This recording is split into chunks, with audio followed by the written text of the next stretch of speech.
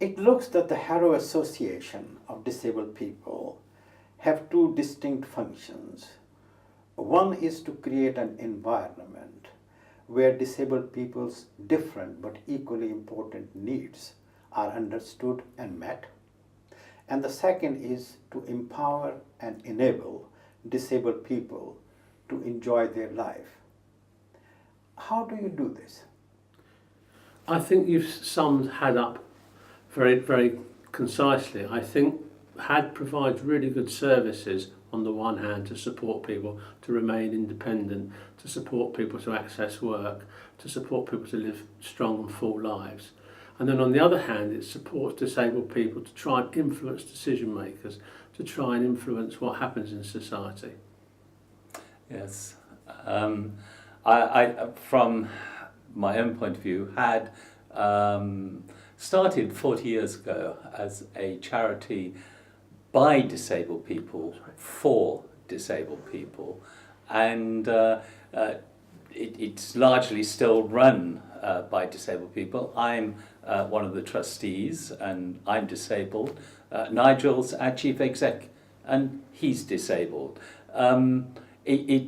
The kind of services that we have built up over the years have changed as society itself changes, as the government's rules on benefits changes.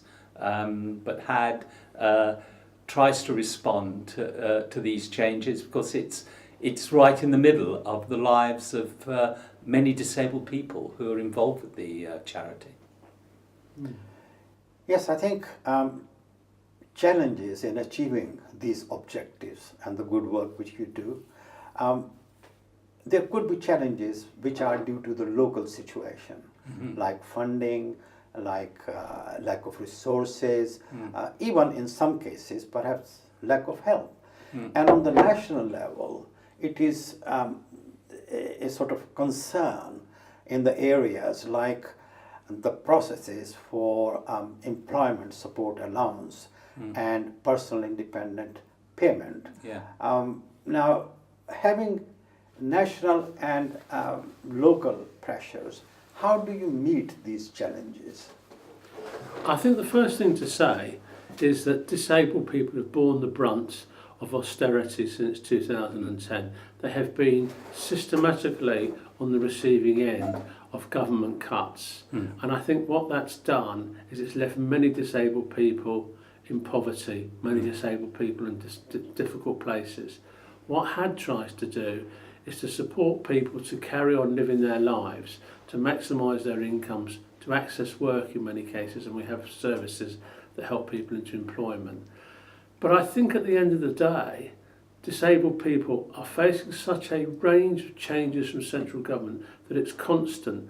And the problem with that is it is really forcing some of the most vulnerable people, most vulnerable households in the London Borough of Harrow into poverty and into a really difficult place. HAD tries to back those individuals and tries to help those individuals, but it's very, very tough.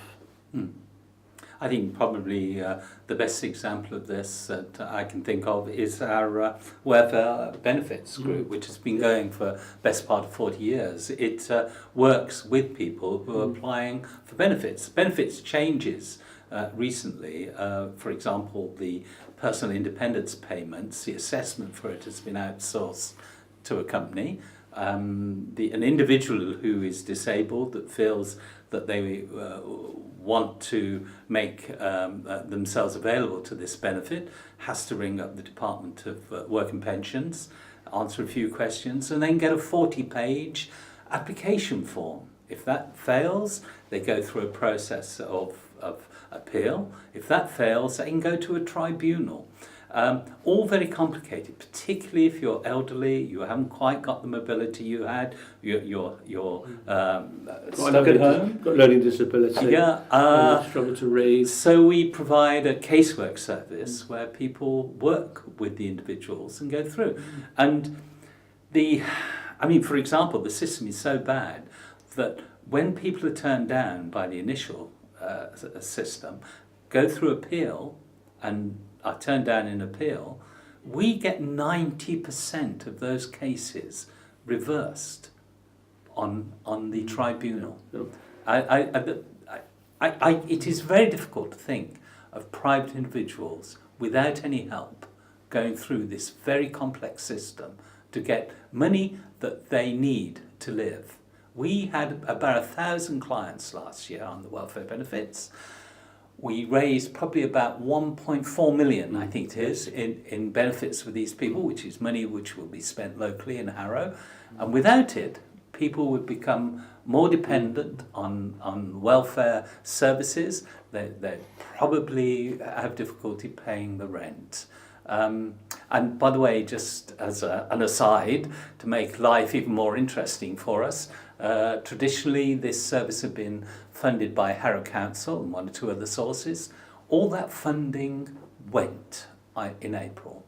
From April, we have had to scratch our heads working out how we're going to maintain that service for the disabled people of Harrow. Now, given the situation as it is, one aspect which is the cuts, both to the benefit and social care, it's making very difficult for disabled people to live independently. Yeah. That, of course, increases the level of work which organization like HEAD provides. Yeah. What is the sort of forward thinking? What are the sort of things which you would like to do, or you are in a process of doing? I think the big issues facing disabled people are being able to live independently, which means being able to afford their rent or their housing costs. I think accessing work's really important, but again, our employment-related services have been cut by the council. I think helping people to have a voice and to feel confident is another important thing, which again is something that's been under pressure. Housing advice, there's a huge gap in this borough in terms of lack of housing advice, and yet disabled people need advice. And not only are they not getting advice, but actually quite a wide range of people aren't able to access advice, housing advice. And the housing problems in the borough are huge, and particularly those faced by disabled people. Yeah, I mean, I would obviously concur with all that. I mean, as a silly example, if you like, of how blinkered particularly politicians are towards disability, it's very interesting that within the Labour Party in Harrow East, there is going to be an all-women's shortlist for the next candidate, and equality is really important. But there is only 3 MPs in the whole 650 in Parliament that are disabled. Therefore, disability voice is not heard in the same way, and yet there has been no thought from any political party to show any bias towards recruiting disabled people as candidates. I think one of the things that's interesting about the disability movement is that because disability tends to be a very personal thing, people are often quite isolated, and there isn't the kind of coherence amongst disabled people to influence what government does.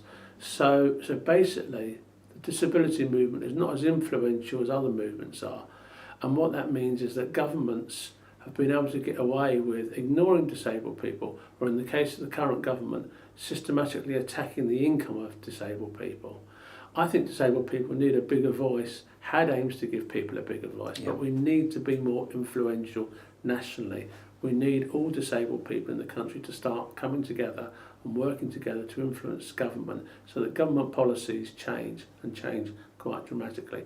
And so at the same time, the representation in Parliament also changes. The numbers, there's about 19% of the population are disabled. If you take that as a percentage of in Harrow, you're probably talking about 40, perhaps 45,000 people locally would be seen as disabled. I feel that as a group we ought to be pushing harder for better representation.